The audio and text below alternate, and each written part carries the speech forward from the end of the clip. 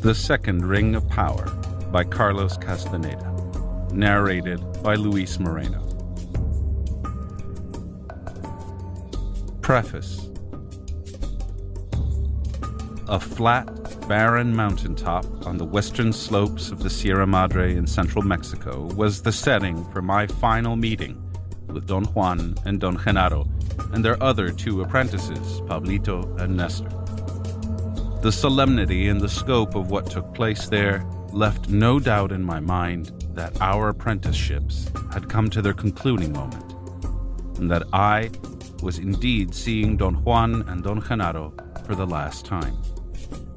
Toward the end, we all said goodbye to one another, and then Pablito and I jumped together from the top of the mountain into an abyss. Prior to that jump, Don Juan had presented a fundamental principle for all that was going to happen to me. According to him, upon jumping into the abyss, I was going to become pure perception and move back and forth between the two inherent realms of all creation, the tonal and the nagual. In my jump, my perception went through 17 elastic bounces between the tonal and the nagual. In my moves into the nagual, I perceived my body disintegrating. I could not think or feel in the coherent, unifying sense that I ordinarily do, but I somehow thought and felt. In my moves into the tonal, I burst into unity. I was whole. My perception had coherence. I had visions of order. Their compelling force was so intense, their vividness so real, and their complexity so vast that I have not been capable of explaining them to my satisfaction. To say that they were visions, vivid dreams, or even hallucinations does not say anything to clarify their nature. After having examined and analyzed in a most thorough and careful manner my feelings, perceptions, and interpretations of that jump into the abyss, I had come to the point where I could not rationally believe that it had actually happened. And yet another part of me held on steadfast to the feeling that it did happen, that I did jump. Don Juan and Don Genaro are no longer available, and their absence has created in me a most pressing need, the need to make headway in the midst of apparently insoluble contradictions. I went back to Mexico to see Pablito and Nestor to seek their help in resolving my conflicts. But what I encountered on my trip cannot be described in any other way except as a final assault on my reason, a concentrated attack designed by Don Juan himself. His apprentices, under his absentee direction in a most methodical and precise fashion, demolished in a few days the last bastion of my reason. In those few days, they revealed to me one of the two practical aspects of their sorcery, the art of dreaming, which is the core of the present work. The art of stalking, the other practical aspect of their sorcery, and also the crowning stone of Don Juan's and Don Genaro's teachings, was presented to me during subsequent visits and was by far the most complex facet of their being in the world as sorcerers. Chapter 1. The Transformation of Doña Soledad. I had a sudden premonition that Pablito and Nestor were not home. My certainty was so profound that I stopped my car. I was at the place where the asphalt came to an abrupt end, and I wanted to reconsider whether or not to continue that day the long and difficult drive on the steep, coarse gravel road to their hometown in the mountains of central Mexico. I rolled down the window of my car. It was rather windy and cold. I got out to stretch my legs. The tension of driving for hours had stiffened my back and neck. I walked to the edge of the paved road. The ground was wet from an early shower. Rain was still falling heavily on the slopes of the mountains to the south, a short distance from where I was, but right in front of me, toward the east and also toward the north, the sky was clear.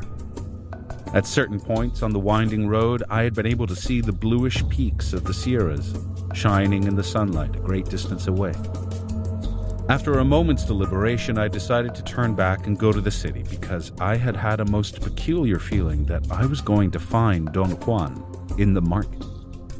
After all, I had always done just that, found him in the marketplace, since the beginning of my association with him. As a rule, if I didn't find him in Sonora, I would drive to central Mexico and go to the market of that particular city, and sooner or later Don Juan would show up. The longest I had ever waited for him was 2 days. I was so habituated to meeting him in that manner that I had the most absolute certainty that I would find him again, as always. I waited in the market all afternoon. I walked up and down the aisles pretending to be looking for something to buy. Then I waited around the park. At dusk, I knew that he wasn't coming.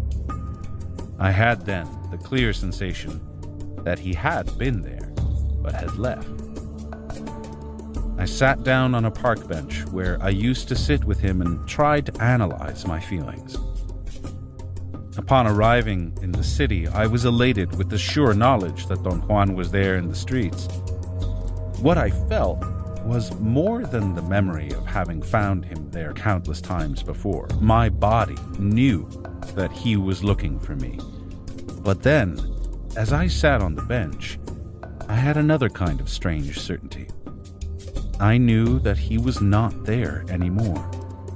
He had left, and I had missed him. After a while, I discarded my speculations. I thought that I was beginning to be affected by the place. I was starting to get irrational. That had always happened to me in the past after a few days in that area.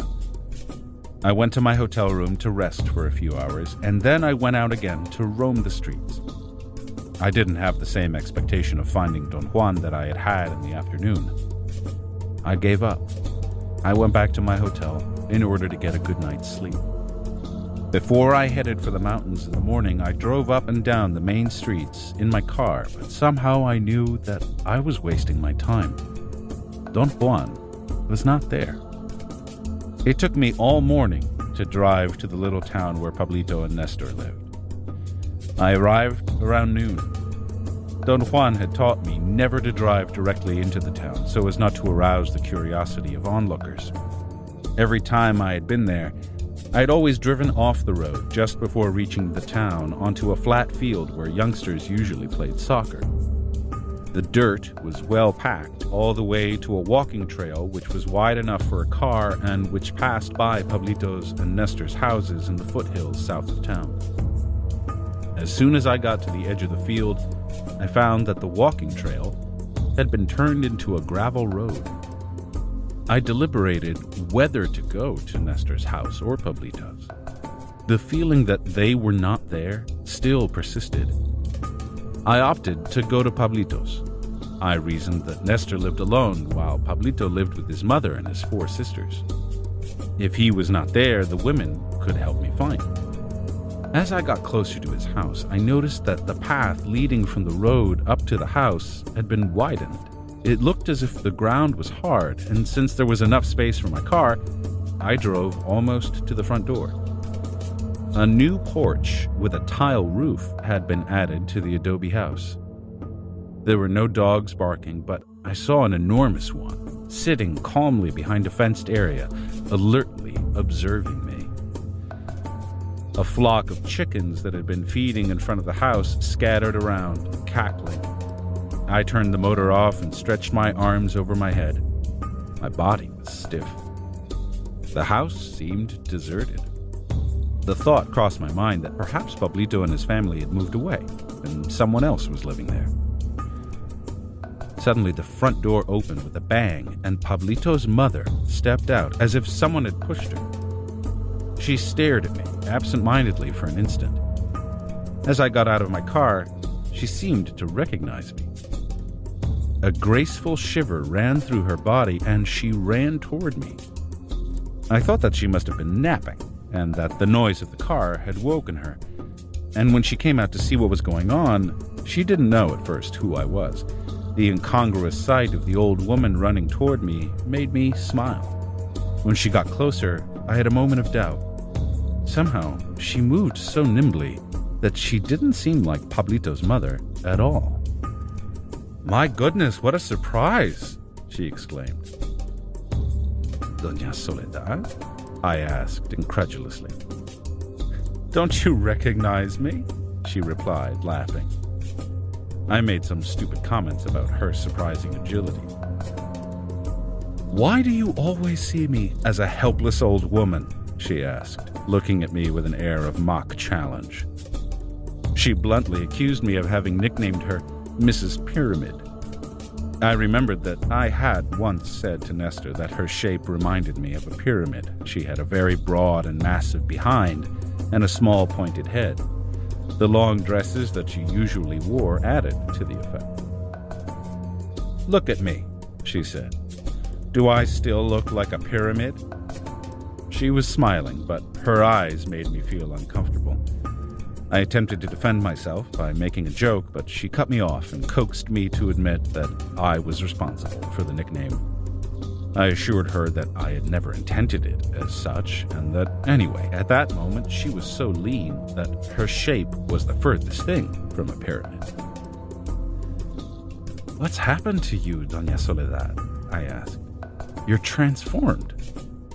"You said it," she replied briskly. "I've been transformed." I meant it figuratively. However, upon closer examination, I had to admit that there was no room for a metaphor. She was truly a changed person. I suddenly had a dry, metallic taste in my mouth. I was afraid. She placed her fists on her hips and stood with her legs slightly apart, facing me. She was wearing a light green gathered skirt and a whitish blouse. Her skirt was shorter than those she used to wear. I couldn't see her hair. She had it tied with a thick band, a turban-like piece of cloth. She was barefoot, and she rhythmically tapped her big feet on the ground as she smiled with the candor of a young girl.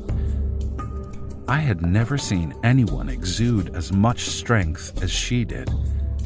I noticed a strange gleam in her eyes, a disturbing gleam, but not a frightening one.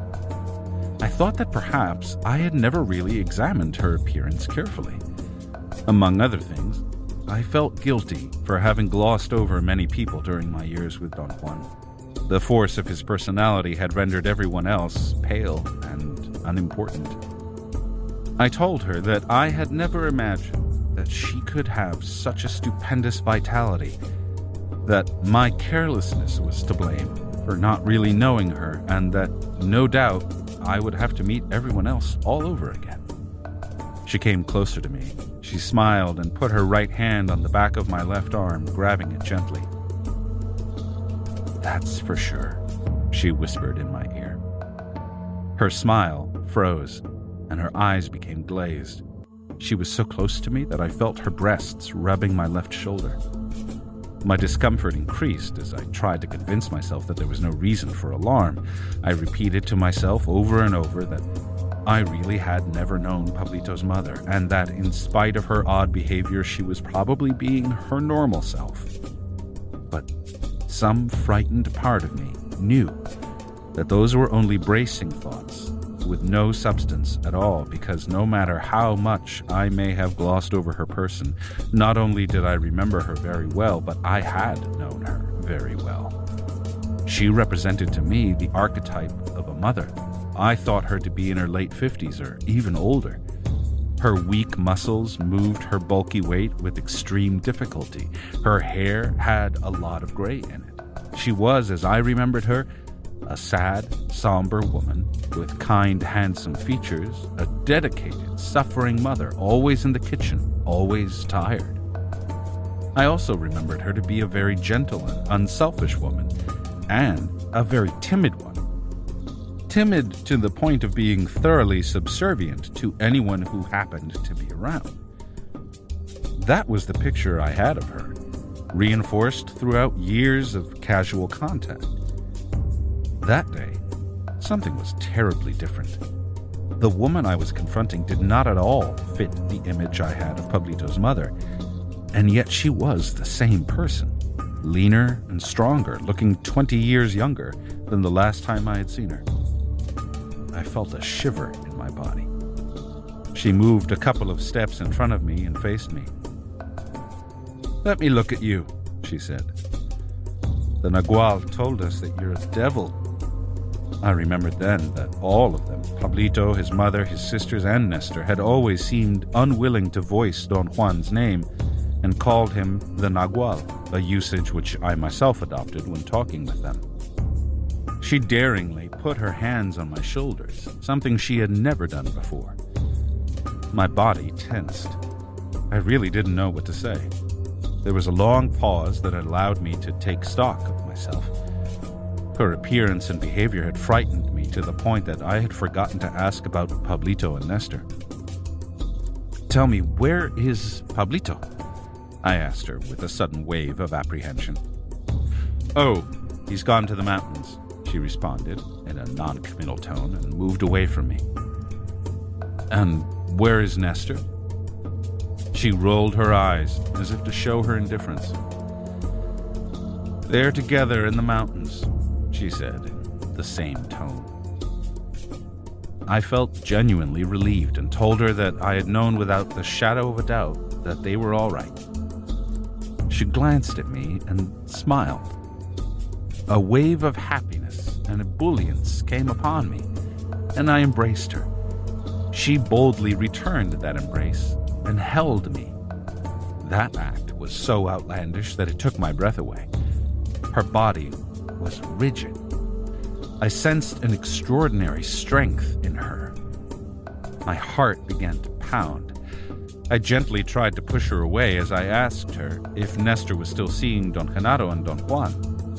During our farewell meeting, Don Juan had expressed doubts that Nestor was ready to finish his apprenticeship. "Genaro has left forever," she said, letting go of me. She fretted nervously with the edge of her blouse. "How about Don Juan?" "The Nagual is gone too," she said, puckering her lips. "Where did they go?" "You mean you don't know?" I told her that both of them had said goodbye to me 2 years before, and that all I knew was that they were leaving at that time. I had not really dared to speculate where they had gone. They had never told me their whereabouts in the past, and I had come to accept the fact that if they wanted to disappear from my life, all they had to do was to refuse to see me. "They're not around, that's for sure," she said, frowning. "And they won't be coming back, that's also for sure." Her voice was extremely unemotional. I began to feel annoyed with her. I wanted to leave. "But you're here," she said, changing her frown into a smile. "You must wait for Pablito and Nestor. They've been dying to see you." She held my arm firmly and pulled me away from my car. Compared to the way she had been in the past, her boldness was astounding. "But first, let me show you my friend," she said, and forcibly led me to the side of the house. There was a fenced area, like a small corral. A huge male dog was there. The first thing that attracted my attention was his healthy, lustrous, yellowish-brown fur. He didn't seem to be a mean dog.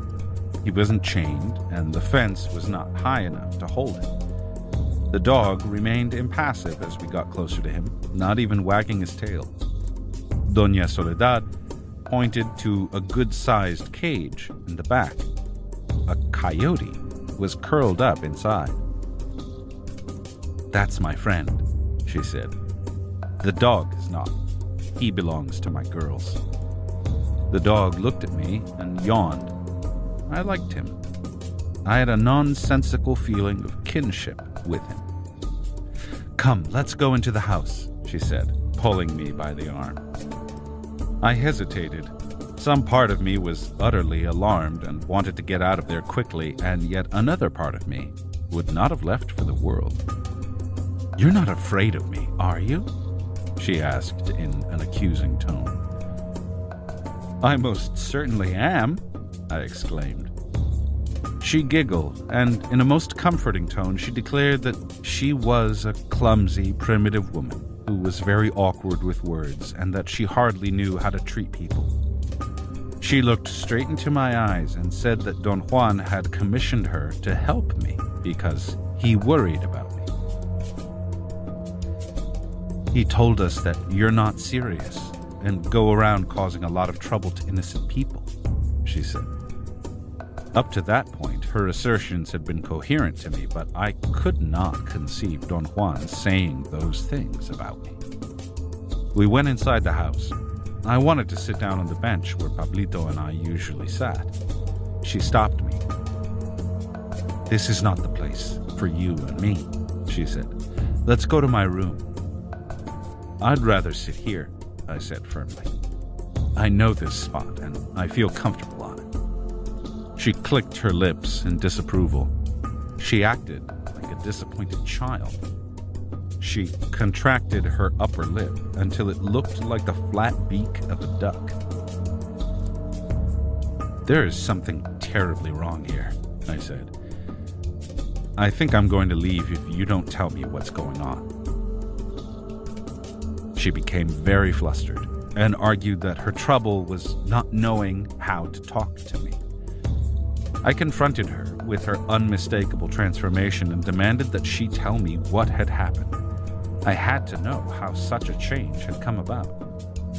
"If I tell you, will you stay?" she asked in a child's voice. "I'll have to." "In that case, I'll tell you everything. But it has to be in my room." I had a moment of panic. I made a supreme effort to calm myself, and we walked into her room. She lived in the back where Pablito had built a bedroom for her. I had once been in the room while it was being built, and also after it was finished, just before she moved in. The room looked as empty as I had seen it before, except that there was a bed in the very center of it, and two unobtrusive chests of drawers by the door. The whitewash of the walls had faded into a very soothing yellowish white. The wood of the ceiling had also weathered. Looking at the smooth, clean walls, I had the impression they were scrubbed daily with a sponge. The room looked more like a monastic cell, very frugal and ascetic. There were no ornaments of any sort. The windows had thick, removable wood panels reinforced with an iron bar. There were no chairs or anything to sit on. Doña Soledad took my writing pad away from me, held it to her bosom, and then sat down on her bed, which was made up of two thick mattresses with no box springs. She indicated that I should sit down next to her. "You and I are the same," she said as she handed me my notebook. "I beg your pardon?" "You and I are the same," she repeated without looking at me. I couldn't figure out what she meant. She stared at me as if waiting for a response. "Just what is that supposed to mean, Doña Soledad?" I asked. My question seemed to baffle her. Obviously, she expected me to know what she meant. She laughed at first, but then when I insisted that I didn't understand, she got angry. She sat up straight and accused me of being dishonest with her. Her eyes flared with rage. Her mouth contracted in a very ugly gesture of wrath that made her look extremely old. I honestly was at a loss and felt that no matter what I said, it would be wrong. She also seemed to be in the same predicament. Her mouth moved to say something, but her lips only quivered. At last, she muttered that it was not impeccable to act the way I did at such a serious moment. She turned her back to me. "Look at me, Doña Soledad," I said forcefully. "I'm not mystifying you in any sense. You must know something that I know nothing about." "You talk too much," she snapped angrily. "The Nagual told me never to let you talk. You twist everything." She jumped to her feet and stomped on the floor like a spoiled child. I became aware at that moment that the room had a different floor. I remembered it to be a dirt floor made from the dark soil of the area. The new floor was reddish pink. I momentarily put off a confrontation with her and walked around the room. I couldn't imagine how I could have missed noticing the floor when I first entered. It was magnificent. At first, I thought that it was red clay that had been laid like cement when it was soft and moist, but then I saw that there were no cracks in it. Clay would have dried, curled up, cracked, and clumps would have formed. I bent down and gently ran my fingers over it. It was hard as bricks. The clay had been fired. I became aware then that the floor was made of very large, flat slabs of clay put together over a bed of soft clay that served as a matrix. The slabs made a most intricate and fascinating design, but a thoroughly unobtrusive one, unless one paid deliberate attention to it. The skill with which the slabs had been placed in position indicated to me a very well-conceived plan. I wanted to know how such big slabs had been fired without being warped. I turned around to ask Doña Soledad. I quickly desisted. She wouldn't have known what I was talking about. I paced over the floor again. The clay was a bit rough, almost like sandstone. It made a perfect slide-proof surface. "Did Pablito put down this floor?" I asked. She didn't answer. "It's a superb piece of work," I said. "You should be very proud of it." I had no doubt that Pablito had done it. No one else could have had the imagination and the capacity to conceive of it. I figured that he must have made it during the time I had been away, but on second thought I realized that I had never entered Doña Soledad's room since it had been built 6 or 7 years before. "Pablito, back!" she exclaimed in an angry, raspy voice. "What makes you think he's the only one who can make things?" We exchanged a long, sustained look, and all of a sudden I knew that it was she who had made the floor, and that Don Juan had put her up to it. We stood quietly looking at each other for some time. I felt it would have been thoroughly superfluous to ask if I was correct. "I made it myself," she finally said in a dry tone. "The Nagual told me how." Her statements made me feel euphoric. I practically lifted her up in an embrace. I twirled her around. All I could think to do was to bombard her with questions. I wanted to know how she had made the slabs, what the designs represented, where she got the clay. But she did not share my exhilaration. She remained quiet and impassive, looking at me askance from time to time. I paced on the floor again. The bed had been placed at the very epicenter of some converging lines. The clay slabs had been cut in sharp angles to create converging motifs that seemed to radiate out from under the bed. "I have no words to tell you how impressed I am," I said. "Words? Who needs words?" she said cuttingly. I had a flash of insight. My reason had been betraying me. There was only one possible way of explaining her magnificent metamorphosis. Don Juan must have made her his apprentice. How else could an old woman like Doña Soledad turn into such a weird, powerful being? That should have been obvious to me from the moment I laid eyes on her, but my set of expectations about her had not included that possibility. I deduced that whatever Don Juan had done to her must have taken place during the 2 years I hadn't seen her, although 2 years seemed hardly any time at all for such a superb alteration. "I think I know now what happened to you," I said in a casual and cheerful tone. "Something has cleared up in my mind right now." "Oh, is that so?" she said, thoroughly uninterested. "The Nagual is teaching you to be a sorceress, isn't that true?" She glared at me defiantly. I felt that I had said the worst possible thing. There was an expression of true contempt on her face. She wasn't going to tell me anything. "What a bastard you are!" she exclaimed suddenly, shaking with rage. I thought that her anger was unjustified. I sat down on one end of the bed while she nervously tapped on the floor with her heel. Then she sat down on the other end without looking at me. "What exactly do you want me to do?" I asked in a firm and intimidating tone. "I told you already," she said in a yell. "You and I are the same." I asked her to explain her meaning and not to assume for one instant that I knew anything. Those statements angered her even more. She stood up abruptly and dropped her skirt to the ground. "This is what I mean," she yelled, caressing her pubic area. My mouth opened involuntarily. I became aware that I was staring at her like an idiot.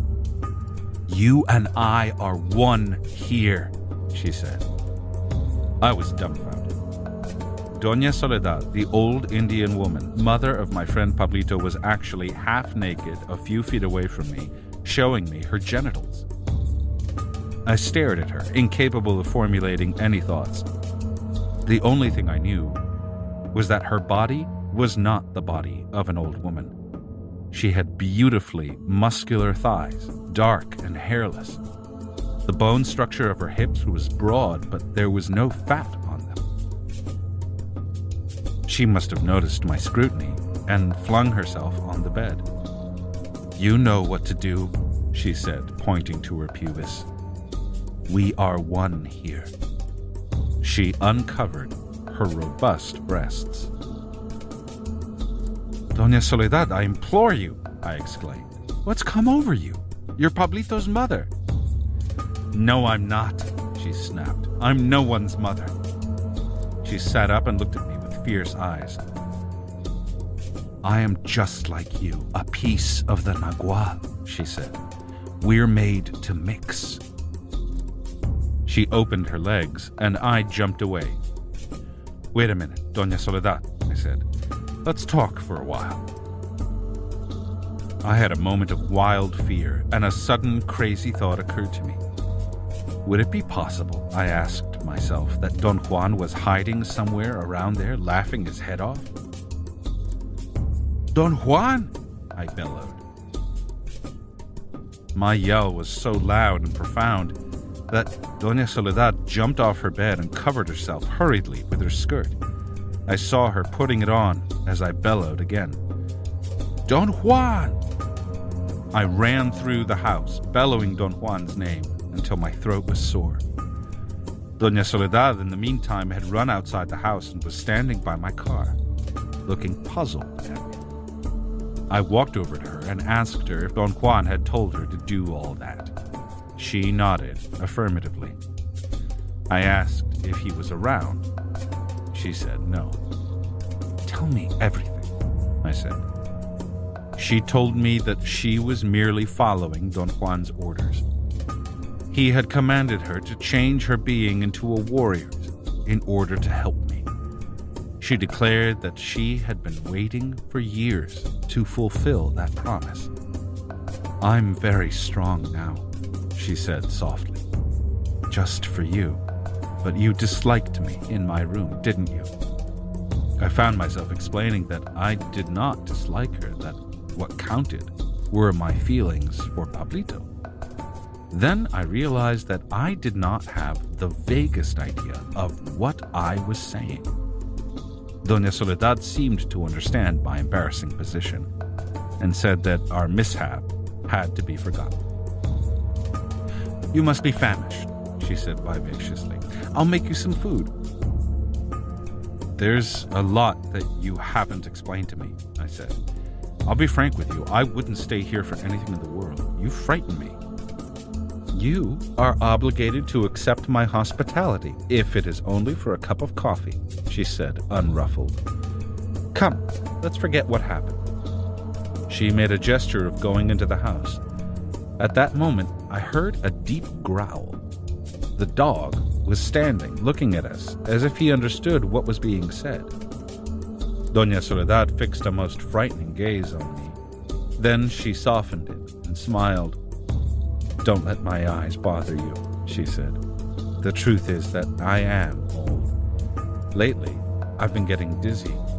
I think I need glasses."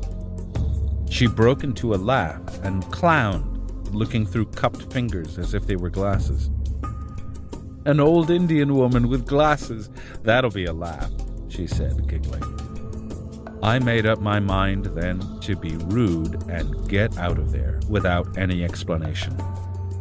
But before I drove away, I wanted to leave some things for Pablito and his sisters. I opened the trunk of the car to get the gifts I had brought for them. I leaned way into it to reach first for the 2 packages that were lodged against the wall of the back seat behind the spare tire. I got hold of one and was about to grab the other when I felt a soft, furry hand on the nape of my neck. I shrieked involuntarily and hit my head on the open lid. I turned to look. The pressure of the furry hand did not let me turn completely, but I was able to catch a fleeting glimpse of a silvery arm or paw hovering over my neck. I wriggled in panic and pushed myself away from the trunk and fell down on my seat with the package still in my hand. My whole body shook, the muscles of my legs contracted, and I found myself leaping up and running away. "I didn't mean to frighten you," Doña Soledad said apologetically as I watched her from 10 feet away. She showed me the palms of her hands in a gesture of surrender, as if assuring me that what I had felt was not her hand. "What did you do to me?" I asked, trying to sound calm and detached. She seemed to be either thoroughly embarrassed or baffled. She muttered something and shook her head as though she couldn't say it or didn't know what I was talking about. "Come on, Doña Soledad," I said, coming closer to her. "Don't play tricks on me." She seemed about to weep. I wanted to comfort her, but some part of me resisted. After a moment's pause, I told her what I had felt and seen. "That's just terrible," she said in a shrieking voice. In a very childlike gesture, she covered her face with her right forearm. I thought she was crying. I came over to her and tried to put my arm around her shoulders. I could not bring myself to do it. "Come now, Doña Soledad," I said. "Let's forget all this and let me give you these packages before I leave." I stepped in front of her to face her. I could see her black, shining eyes and part of her face behind her arm. She wasn't crying. She was smiling. I jumped back. Her smile terrified me. Both of us stood motionless for a long time. She kept her face covered, but I could see her eyes watching me. As I stood there almost paralyzed with fear, I felt utterly despondent. I had fallen into a bottomless pit. Doña Soledad was a witch. My body knew it, and yet I couldn't really believe it. What I wanted to believe was that Doña Soledad had gone mad and was being kept in the house instead of an asylum. I didn't dare move or take my eyes away from her. We must have stayed in that position for 5 or 6 minutes. She had kept her arm raised, and yet motionless. She was standing at the rear of the car, almost leaning against the left fender. The lid of the trunk was still open. I thought of making a dash for the right door. The keys were in the ignition. I relaxed a bit in order to gain the momentum to run. She seemed to notice my change of position immediately. Her arm moved down, revealing her whole face. Her teeth were clenched. Her eyes were fixed on mine. They looked hard and mean. Suddenly, she lurched toward me. She stomped with her right foot like a fencer and reached out with clawed hands to grab me by my waist as she let out the most chilling shriek. My body jumped back out of her reach. I ran for the car, but with inconceivable agility, she rolled to my feet and made me trip over her. I fell face down, and she grabbed me by the left foot. I contracted my right leg, and I would have kicked her in the face with the sole of my shoe had she not let go of me and rolled back. I jumped to my feet and tried to open the door of the car. It was locked. I threw myself over the hood to reach the other side, but somehow Doña Soledad got there before I did. I tried to roll back over the hood, but midway I felt a sharp pain in my right calf. She had grabbed me by the leg. I couldn't kick her with my left foot. She had pinned down both of my legs against the hood. She pulled me toward her, and I fell on top of her. We wrestled on the ground. Her strength was magnificent, and her shrieks were terrifying. I could hardly move under the gigantic pressure of her body. It wasn't a matter of weight, but rather tension, and she had it. Suddenly, I heard a growl, and the enormous dog jumped on her back and shoved her away from me. I stood up. I wanted to get in the car, but the woman and the dog were fighting by the door. The only retreat was to go inside the house. I made it in 1 or 2 seconds. I didn't turn to look at them, but rushed inside and closed the door behind me, securing it with the iron bar that was behind it. I ran to the back and did the same with the other door. From inside, I could hear the furious growling of the dog and the woman's inhuman shrieks. Then, suddenly, the dog's barking and growling turned into whining and howling, as if he were in pain or as if something were frightening him. I felt a jolt in the pit of my stomach. My ears began to buzz. I realized that I was trapped inside the house. I had a fit of sheer terror. I was revolted at my stupidity in running into the house. The woman's attack had confused me so intensely that I had lost all sense of strategy and had behaved as if I were running away from an ordinary opponent who could be shut out by simply closing a door. I heard someone come to the door and lean against it, trying to force it open.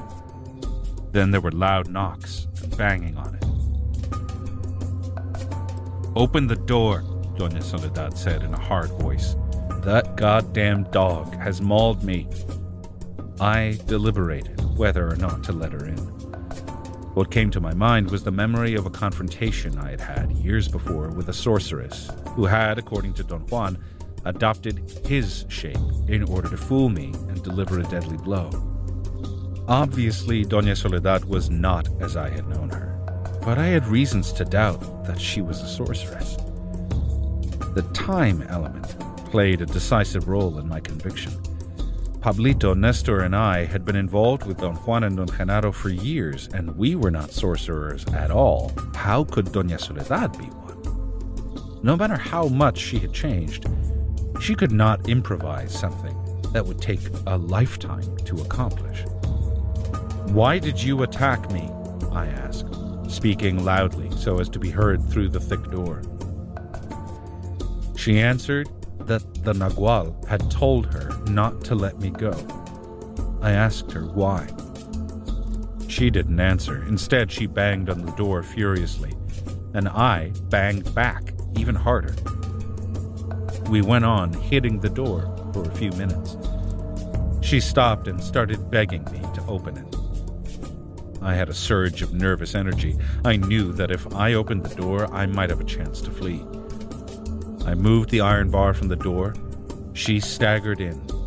Her blouse was torn. The band that held her hair had fallen off, and her long hair was all over her face. "Look what that son of a bitch dog did to me," she yelled. "Look, look!" I took a deep breath. She seemed to be somewhat dazed. She sat down on a bench and began to take off her tattered blouse. I seized that moment to run out of the house and make a dash for the car. With a speed that was born only out of fear, I got inside, shut the door, automatically turned on the motor, and put the car in reverse. I stepped on the gas and turned my head to look back through the rear window. As I turned, I felt a hot breath on my face. I heard a horrendous growl and saw in a flash the demoniacal eyes of the dog. He was standing on the back seat. I saw his horrible teeth almost in my eyes. I ducked my head. His teeth grabbed my hair. I must have curled my whole body on the seat, and in doing so, I let my foot off the clutch. The jerk of the car made the beast lose his balance. I opened the door and scrambled out. The head of the dog jutted out through the door. I heard his enormous teeth click as his jaws closed tight, missing my heels by a few inches. The car began to roll back, and I made another dash for the house. I stopped before I had reached the door. Doña Soledad was standing there. She had tied her hair up again. She had thrown a shawl over her shoulders. She stared at me for a moment and then began to laugh. Very softly at first, as if her wounds hurt her, and then loudly. She pointed a finger at me and held her stomach as she convulsed with laughter. She bent over and stretched, seemingly to catch her breath. She was naked above the waist. I could see her breasts shaking with the convulsions of her laughter. I felt that all was lost. I looked back toward the car. It had come to a stop after rolling 4 or 5 feet. The door had closed again, sealing the dog inside. I could see and hear the enormous beast biting the back of the front seat and pawing the windows. A most peculiar decision faced me at that moment. I didn't know who scared me the most, Doña Soledad or the dog. After a moment's thought, I decided that the dog was just a stupid beast. I ran back to the car and climbed up on the roof. The noise enraged the dog. I heard him ripping the upholstery. Lying on the roof, I managed to open the driver's door. My idea was to open both doors and then slide from the roof into the car through one of them after the dog had gone out the other one. I leaned over to open the right door. I had forgotten that it was locked. At that moment, the dog's head came out through the open door. I had an attack of blind panic at the idea that the dog was going to jump out of the car and onto the roof. In less than a second, I had leaped to the ground and found myself standing at the door of the house. Doña Soledad was bracing herself in the doorway. Laughter came out of her in spurts that seemed almost painful. The dog had remained inside the car, still frothing with rage. Apparently, he was too large and couldn't squeeze his bulky frame over the front seat. I went to the car and gently closed the door again. I began to look for a stick long enough to release the safety lock on the right-hand door. I searched in the area in front of the house. There was not a single piece of wood lying around. Doña Soledad, in the meantime, had gone inside. I assessed my situation. I had no other alternative but to ask her help. With great trepidation, I crossed the threshold, looking in every direction in case she might have been hiding behind the door, waiting for me. "Doña Soledad?" I yelled out. "What the hell do you want?" she yelled back from her room. "Would you please go out and get your dog out of my car?" I said. "Are you kidding?" she replied. "That's not my dog. I've told you already, he belongs to my girls." "Where are your girls?" I asked. "They are in the mountains," she replied. She came out of her room and faced me. "Do you want to see what that goddamn dog did to me?" she asked in a dry tone. "Look."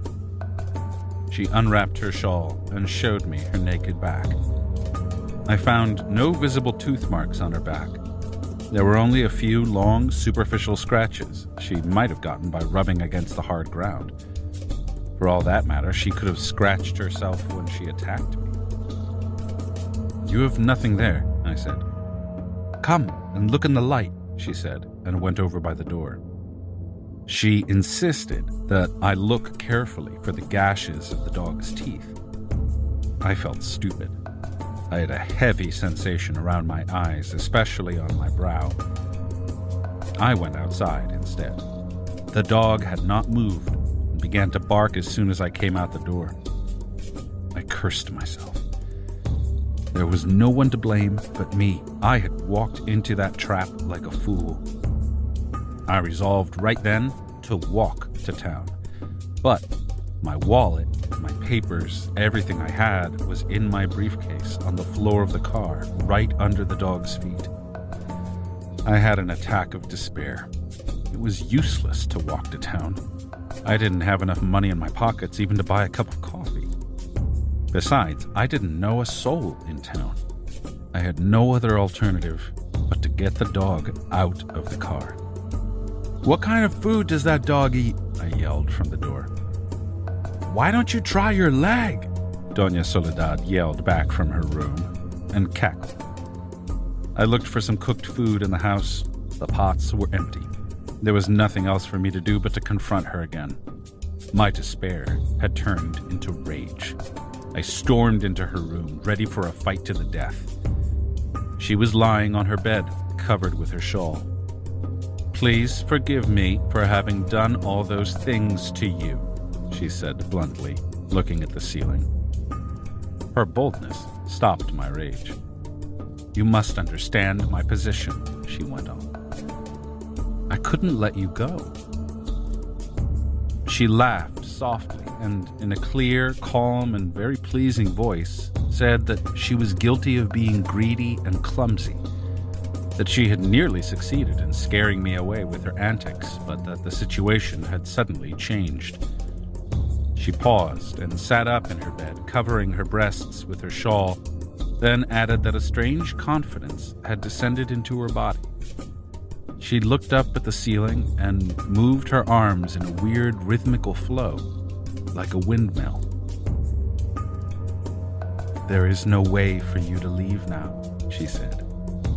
She scrutinized me, without laughing. My internal rage had subsided, but my despair was more acute than ever.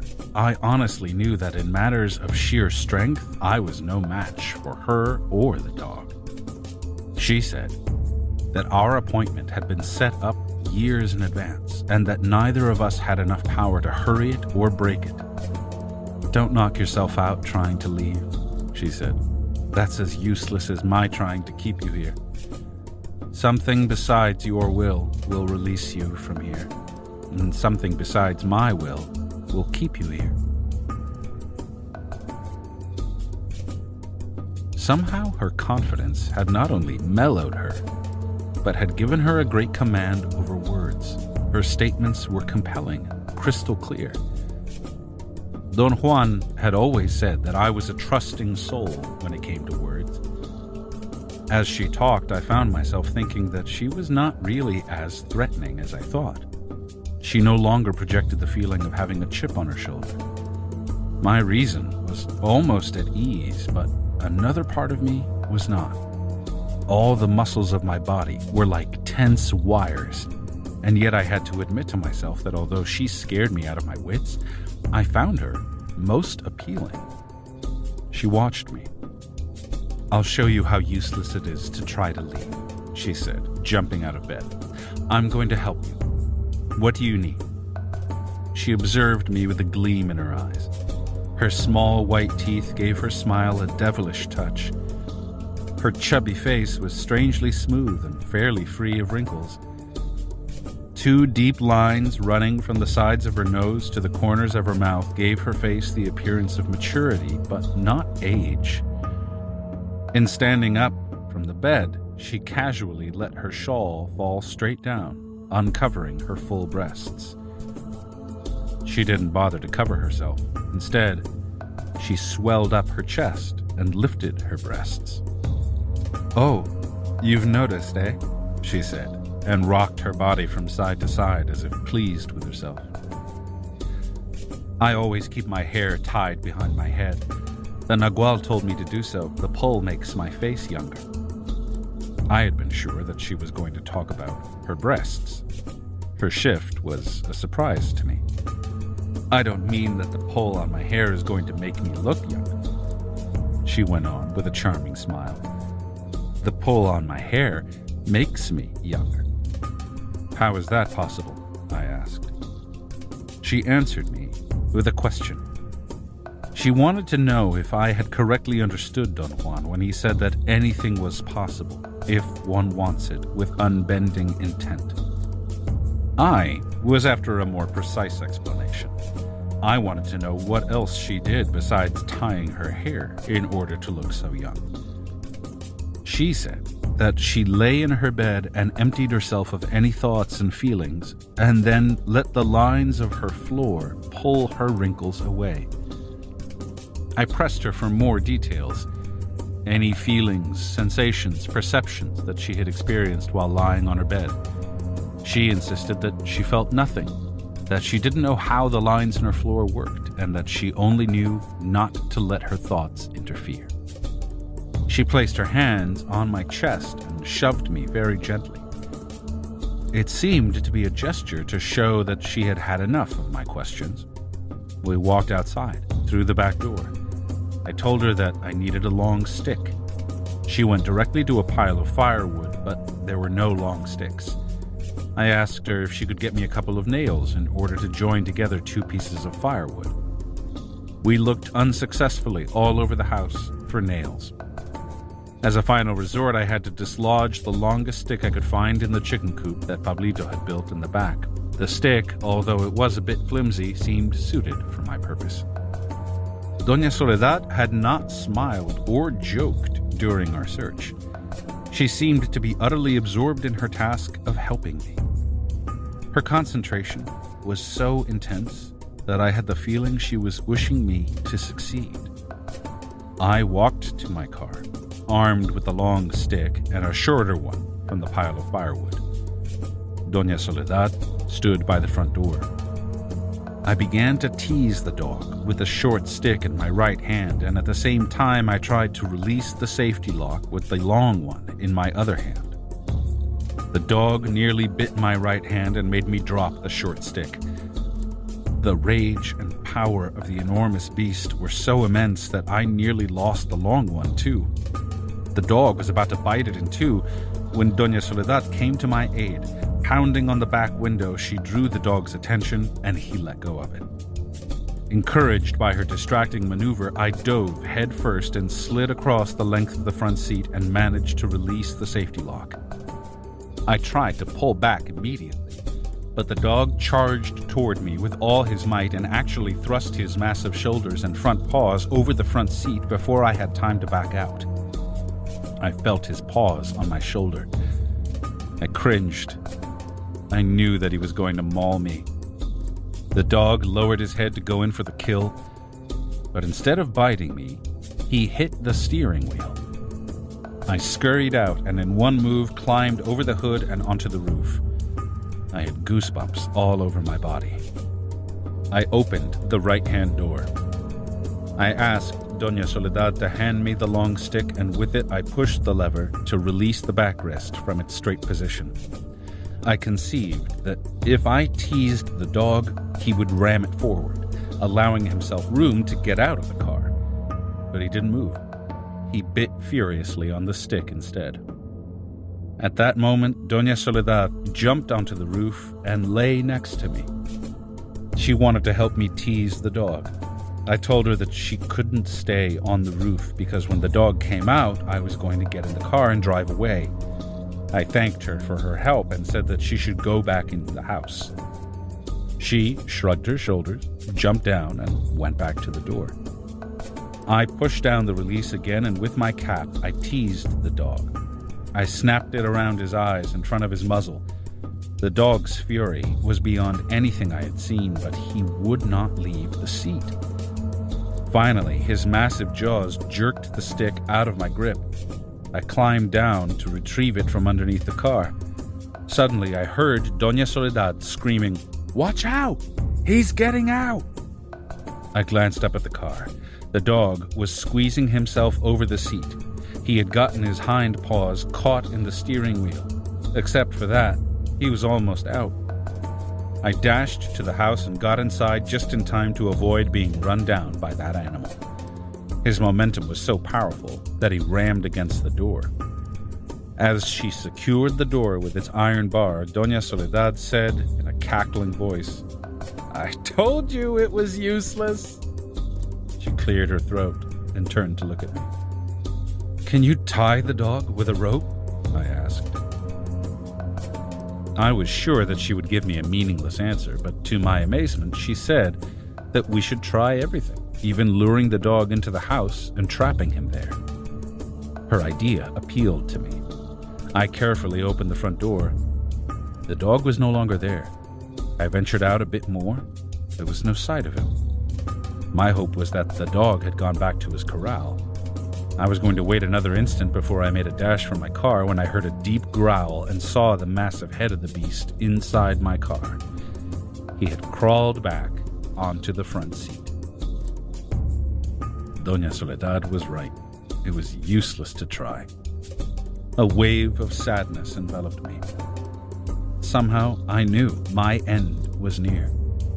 In a fit of sheer desperation, I told Doña Soledad that I was going to get a knife from the kitchen and kill the dog, or be killed by him, and I would have done that had it not been that there was not a single metal object in the entire house. "Didn't the Nagual teach you to accept your fate?" Doña Soledad asked as she trailed behind me. "That one out there is no ordinary dog. That dog has power. He is a warrior. He will do what he has to do, even kill you." I had a moment of uncontrollable frustration and grabbed her by the shoulders and growled.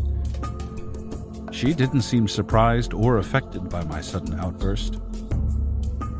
She turned her back to me and dropped her shawl to the floor. Her back was very strong and beautiful. I had an irrepressible urge to hit her, but I ran my hand across her shoulders instead. Her skin was soft and smooth.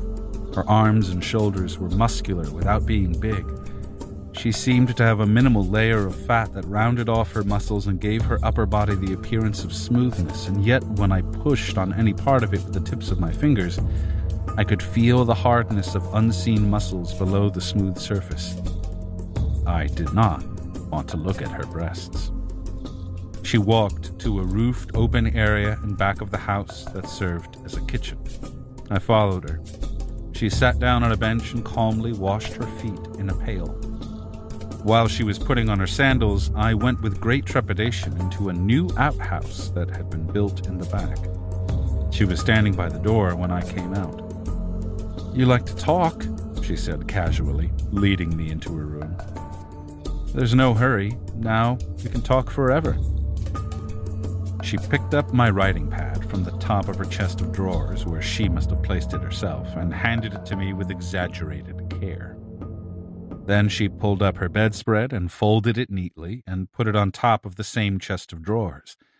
I noticed then that the two chests were the color of the walls, yellowish white, and the bed without the spread was pinkish red, more or less the color of the floor. The bedspread, on the other hand, was dark brown, like the wood of the ceiling and the wood panels of the windows. "Let's talk," she said, sitting comfortably on the bed after taking off her sandals. She placed her knees against her naked breasts. She looked like a young girl. Her aggressive and commandeering manner had subdued and changed into charm. At that moment, she was the antithesis of what she had been earlier. I had to laugh at the way she was urging me to write. She reminded me of Don Juan. "Now we have time," she said. "The wind has changed. Didn't you notice it?" I had. She said that the new direction of the wind was her own beneficial direction, and thus the wind had turned into her helper. "What do you know about the wind, Doña Soledad?" I asked as I calmly sat down on the foot of her bed. "Only what the Nagual taught me," she said. "Each one of us, women, that is, has a peculiar direction, a particular wind. Men don't. I am the north wind. When it blows, I am different. The Nagual said that a warrior can use her particular wind for whatever she wants. I used it to trim my body and remake it. Look at me. I am the north wind. Feel me when I come through the window." There was a strong wind blowing through the window, which was strategically placed to face the north. "Why do you think men don't have a wind?" I asked.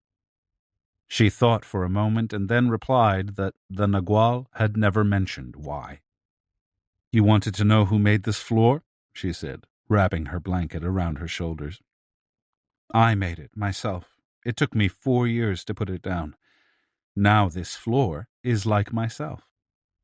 As she spoke, I noticed that the converging lines in the floor were oriented to originate from the north. The room, however, was not perfectly aligned with the cardinal points. Thus her bed was at odd angles with the walls, and so were the lines in the clay slabs. "Why did you make the floor red, Doña Soledad?"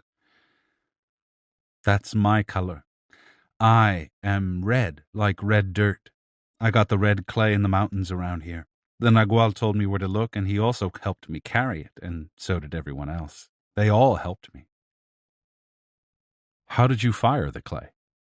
"The Nagual made me dig a pit. We filled it with firewood and then stacked up the clay slabs with flat pieces of rock in between them. I closed the pit with a lid of dirt and wire and set the wood on fire.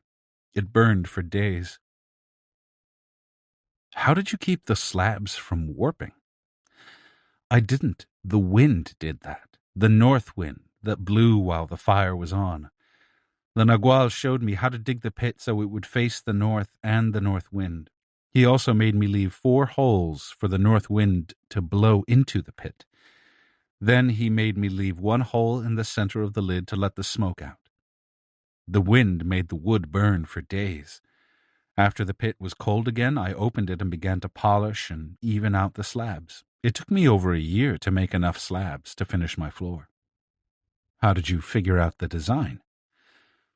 "The wind taught me that. When I made my floor, the Nagual had already taught me not to resist the wind.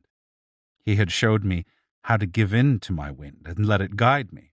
It took him a long time to do that, years and years. I was a very difficult, silly old woman at first. He told me that himself, and he was right. But I learned very fast, perhaps because I'm old and no longer have anything to lose. In the beginning, what made it even more difficult for me was the fear I had. The mere presence of the Nagual made me stutter and faint. The Nagual had the same effect on everyone else. It was his fate to be so fearsome." She stopped talking and stared at me. "The Nagual is not human," she said. "What makes you say that?" "The Nagual is a devil from who knows what time." Her statements chilled me. I felt my heart pounding. She certainly could not have found a better audience. I was intrigued to no end. I begged her to explain what she meant by that. "His touch changed people," she said. "You know that. He changed your body. In your case, you didn't even know that he was doing that, but he got into your old body. He put something in it. He did the same with me. He left something in me, and that something took over. Only a devil can do that. Now I am the north wind, and I fear nothing and no one. But before he changed me, I was a weak, ugly old woman who would faint at the mere mention of his name. Pablito, of course, was no help to me because he feared the Nagual more than death itself. One day, the Nagual and Genaro came to the house when I was alone. I heard them by the door like prowling jaguars. I crossed myself. To me, they were 2 demons, but I came out to see what I could do for them. They were hungry, and I gladly fixed food for them. I had some thick bowls made out of gourd, and I gave each man a bowl of soup. The Nagual didn't seem to appreciate the food. He didn't want to eat food prepared by such a weak woman, and pretended to be clumsy, and knocked the bowl off the table with a sweep of his arm. But the bowl, instead of turning over and spilling all over the floor, slid with the force of the Nagual's blow and fell on my foot without spilling a drop. The bowl actually landed on my foot and stayed there until I bent over and picked it up. I set it up on the table in front of him and told him that even though I was a weak woman and had always feared him, my food had good feelings. From that very moment, the Nagual changed toward me. The fact that the bowl of soup fell on my foot and didn't spill proved to him that power had pointed me out to him. I didn't know that at the time, and I thought that he changed toward me because he felt ashamed of having refused my food. I thought nothing of his change. I still was petrified and couldn't even look him in the eye, but he began to take more and more notice of me. He even brought me gifts, a shawl, a dress, a comb, and other things. That made me feel terrible. I was ashamed because I thought that he was a man looking for a woman. The Nagual had young girls. What would he want with an old woman like me? At first, I didn't want to wear or even consider looking at his gifts, but Pablito prevailed on me, and I began to wear them.